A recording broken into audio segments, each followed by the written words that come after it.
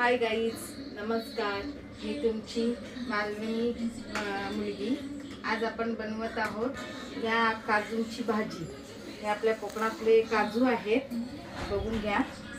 हे आपल्या ओले काजू आहेत कोकणातले. तर माझ्या फ्रेंडने मला दिले होते. आज आपण काजूची भाजी बनवतोय.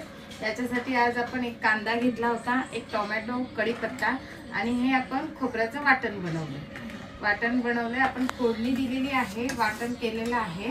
हां, आपण आता हे काजूचे गर आहेत ते याच्यात टाकू.